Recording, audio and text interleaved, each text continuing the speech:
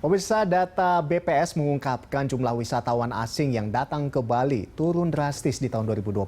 Saat pandemi corona melanda di tahun 2015, jumlah wisatawan mencapai lebih dari 4 juta dan terus meningkat hingga 6,2 juta di tahun 2019. Namun di tahun 2020 anjlok minus 82% hingga hanya sekitar 1 juta wisatawan yang datang ke Bali.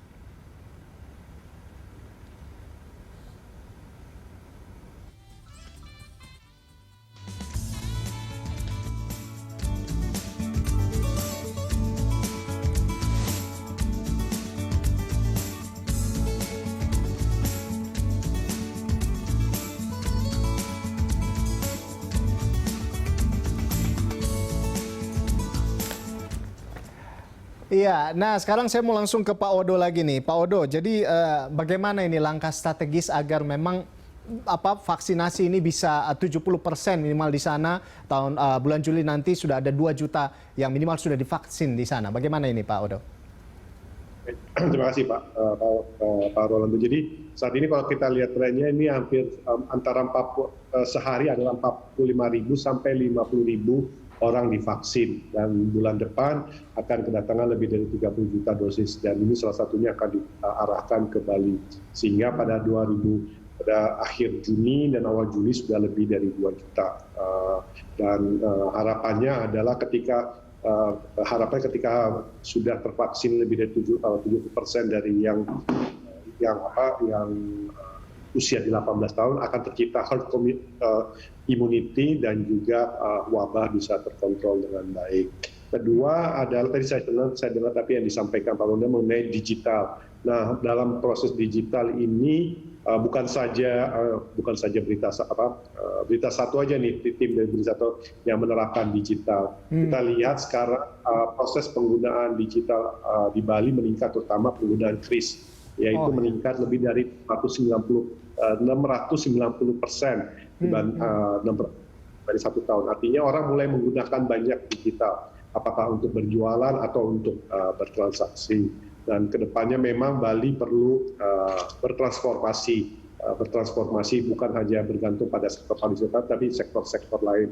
Karena kita melihat, kita kan punya sejarah tahun 80-an Indonesia sangat tergantung dengan minyak dan gas. Ketika harga minyak dan gas turun, dan pendapatan turun dengan drastis, mengakibatkan krisis yang dilakukan pemerintah pada tahun 80, yaitu melakukan berbagai deregulasi untuk mengurangi ketergantungan pada sektor migas. Nah, mungkin Bali juga kedepannya harus seperti itu, yang saat ini kita bersama Bappenas dengan Pemda Bali dan juga Bank Indonesia sedang merancang bersama-sama untuk proses transformasi perekonomian Bali.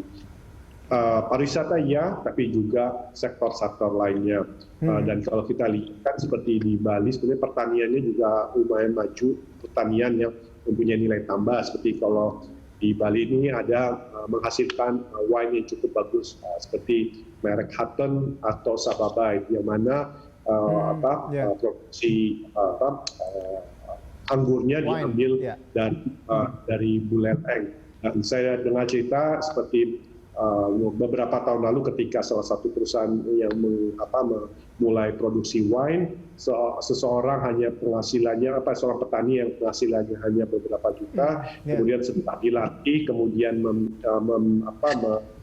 beralih kepada budidaya anggur, penghasilannya setahun bisa lebih dari 100 sampai 150 juta. Dan salah satu pemilik menceritakan ada perbedaan behavior dari petani tersebut. Ketika diajak bicara, kepalanya menunduk, tapi ketika dia menghasilkan produksi yang nilai tambah besar, dia bisa diajak bicara eye to eye, tapi tumbuh rasa percaya dirinya. Ada semangat di situ ya Pak ya? Dan Work from Bali ini adalah tujuannya untuk menjaga semangat tersebut, jangan sampai asa itu redup. Nah, ketika redup dan pariwisata pulih, apakah tahun 2021 atau 2022, para pekerja di sektor pariwisata ini sudah pergi ke tempat lain, dan ini justru akan merusak ekosistem. Tujuan WFB ini salah satunya adalah untuk menjaga ekosistem ini, karena beberapa bulan lalu saya sempat ke Bali, kemudian masuk ke restoran, Restoran itu pada umumnya punya pegawai 50 orang dan selama 12 bulan dia tutup. 12 bulan tutup. Kemudian yang hanya di-hire hanya tetap satpam, 6 satpam. Ketika dia mulai bekerja, dia bukan dapat gaji yang sifatnya bulanan, tapi harian. Dan karena harian dia bisa ngekos dekat situ, akhirnya dia setiap hari naik motor pulang pergi ke kampungnya. Dan seperti hal-hal seperti ini yang contoh real yang saya kira kita bersama-sama perlu empati dan bersimpati pada para pekerja. Jadi work from Bali not for the industry, tapi untuk masyarakat, jadi untuk rakyat. Nah, selanjutnya saya mau ke Pak Gus Agung. Nah, ini bagaimana sejauh ini persiapan dari teman-teman industri pariwisata di Bali sejauh ini mengenai hal ini? Mungkin teman-teman dari hotel, restoran. Nah, ini bagaimana, Gus Agung? Terima kasih, Mas. Jadi buat kami di Bali, kami akan selalu siap untuk melayani work from Bali ini. Mungkin dari Kemenkomarinvest mulai dari Nusa Dua dulu ya, karena dianggap sebagai green zone juga. Dan saya pikir sih Nusa Dua sangat mature ya, sangat matang untuk menerima work from Bali ini dari awal gitu. Harapan saya selanjutnya dari Nusa Dua ini, ITDC ini berkembang ke daerah-daerah lain. Seperti halnya Gianyar, Ubud ya, dan Sanur juga begitu. Saya pikir ini adalah langkah tepat dan kami mengapresiasi Kemenkomarinvest yang telah menginisiasi program ini Work from Bali untuk membantu Bali dari keterpurukan yang berkepanjangan ini 1,5 tahun, supaya kami bisa mengejar ketertinggalan kami di Bali dengan provinsi lainnya gitu, Mas. Baik. Nah, selanjutnya saya mau kembali lagi ke Pak Odo. Pak Odo, jadi ini gimana ya? Ini kan memang core usahanya Bali itu sebetulnya nggak cuman bukan hotel begitu ya. Jadi ini lebih ke apa ya, kayak misalnya ya tadi pertanian seperti itu, dan juga ada pariwisata, guide di sana juga ya kan. Ini sangat terdampak, dan juga tari-tari tradisional di sana ini lumayan terdampak. Nah, strateginya seperti apa agar memang ini benar-benar tepat sasaran kena ke mereka itu? Seperti apa ini, Pak Odo? Baik, terima kasih Pak Rolando. Jadi mungkin kalau kita melihat bahwa tulang punggung dari pariwisata kan sebetulnya hotel dan transportasi. Jadi ketika orang berjalan melakukan work from Bali, dia pasti menggunakan pesawat kan. Nah, kita tahu kan Garuda sedang mengalami challenge, jadi kita untuk meningkatkan okupasi dari Garuda juga, kemudian atau airline lainnya. Kemudian ketika dia sampai di Bali, tentu saja dia harus transportasi. Kemudian tentu saja dia harus makan pagi, siang, malam. Tentu saja dia tidak akan terpatok di satu kawasan, katakan di ITDC. Nah, oleh karena itu bersama dengan Kementerian BUMN dan beberapa BUMN dibuat paket yang apakah dengan guide-nya, apakah dengan tari-tariannya. Jadi ada turunan-turunannya. Dan ketika kita bicara pariwisata, ada 3 elemen penting yang tercapai, yaitu pertama ada direct impact. Direct impact yaitu kita membeli tiket pesawat, kemudian akomodasinya. Nah, dari direct itu kemudian menjadi indirect. Indirectnya hotel itu kan pasti butuh telur, paling basic ya. Dia perlu memberi makan pagi telur kah, sayur kah, macam-macam. Kemudian dia juga kan harus bayar listrik. Jadi ada efek.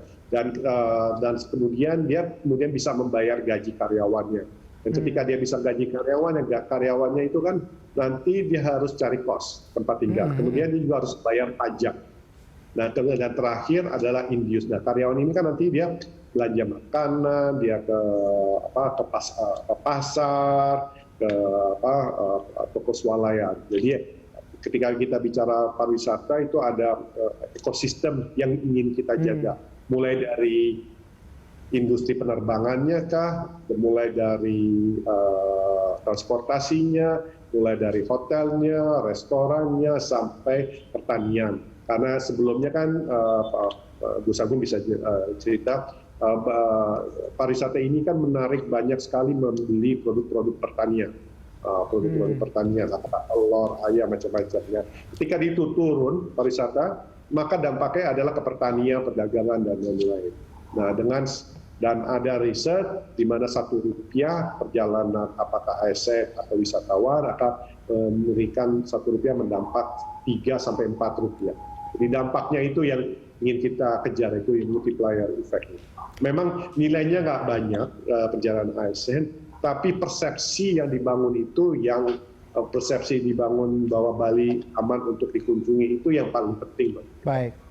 Dan yang bisa dilakukan adalah pemerintah, karena siapa lagi kalau bukan pemerintah? Kalau Pak Rolando juga nggak berani ke Bali, ya Wah, kan kita kalau ini saya sudah siap kalau begitu ke Bali, Pak. Ya, kita harus pokoknya tunjukkan secepatnya. keteladanan. Baik, ya pemirsa, kami akan membahas lebih dalam lagi terkait dengan hal ini. Untuk itu tetap bersama kami. Lunch Talk akan kembali usai jeda.